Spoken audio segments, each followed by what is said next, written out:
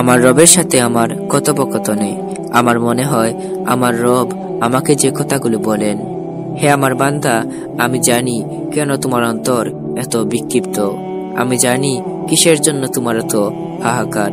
দুঃখ পেও না, আমি তোমার সাথেই আছি। আমি তখনও তোমার সাথে ছিলাম যখন এই দুনিয়াতে তোমার কোনো অস্তিত্ব ছিল না। আমি তখনও তোমার সাথে ছিলাম যখন মায়ের গর্ভে এক অচেনা পরিবেশে তুমি ছিলে। আমি তখনও তোমার সাথে ছিলাম যখন তুমি আমাকে চিনতে না। আমি তখনও তোমার সাথে ছিলাম যখন তুমি আমার অবাধ্য ছিলে। আমি এখনো তোমার সাথেই আছি। তুমি ধৈর্য আর সালাতের মাধ্যমে সাহায্য চেয়ে যাও, আমি তোমার পাশেই আছি। এই দুনিয়াবাসী তোমার কিছুই করতে পারবে না। আমি জানি তারা যা বলে তা তোমাকে কতটা কষ্ট দেয়। আমি জানি তাদের আচরণ তোমার অন্তরকে ছিন্ন ভিন্ন করে দেয়।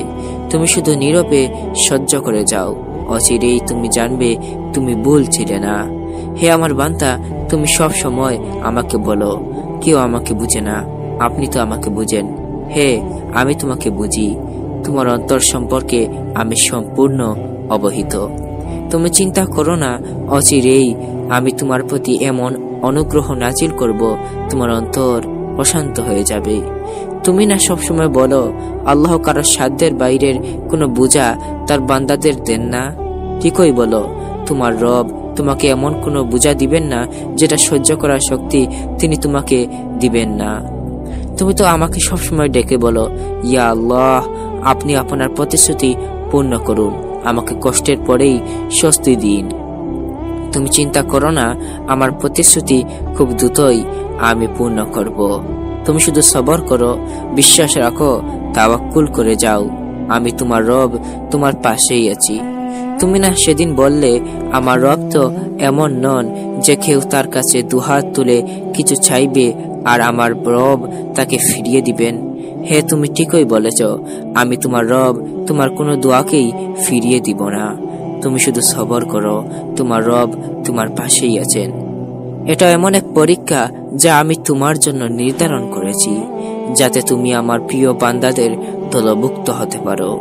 চিন্তা করো না, আমি নিজেই তোমার জন্য এই পরীক্ষাকে সহজ করে দিব। তুমি শুধু সবর করো আমার বান্দা, তুমি শুধু বিশ্বাস রাখো। হে আমার বান্দা, তোমার ব্যতীত হৃদয়ের কিছুই আমার কাছ থেকে লুকায়িত না। তোমার অশ্রুর একটা বিন্দু কণাও আমার কাছ থেকে লুকায়িত না।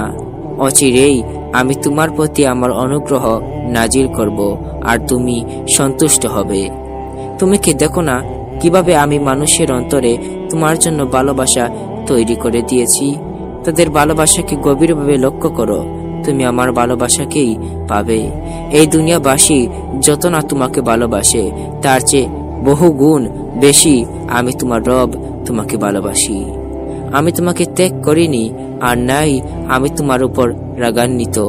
আমি তোমাকে তৈরি করতেছি যাতে তুমি আমার সবচেয়ে প্রিয় বান্দা হতে পারো। তুমি কি আমার কাছে এই জিনিসটুকুই চাও না? হে আমার বান্দা, দুঃখ করো না, মনে ক্ষুণ্ণ হয় না। আর মাত্র কিছুটা সময়, তারপরেই তুমি আমার কাছেই ফিরে আসবে। আর সেদিন তোমার কোনো আফসোস থাকবে না। তুমি ভয় পেও না, আমি তোমার রব এমন এমন ভাবে তোমার জন্য সাহায্য পাঠাবো যা তোমার কল্পনার ঊর্ধ্বে। তোমার জন্য পরীক্ষাগুলোকে আমি নিজেই সহজ করে দিব, আর আমি নিজেই তোমাকে পুরস্কৃত করব। তুমি শুধু তোমার রবের প্রতি বিশ্বাসী হও, আর এই কথাকে আজীবন হৃদয়ে গেঁথে নাও।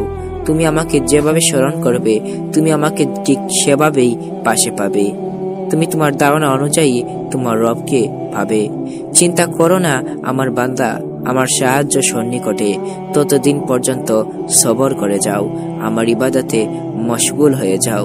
একদিন তুমি আমার পক্ষ থেকে ঘোষণা শুনবে, আমার জান্নাতে প্রবেশ করো।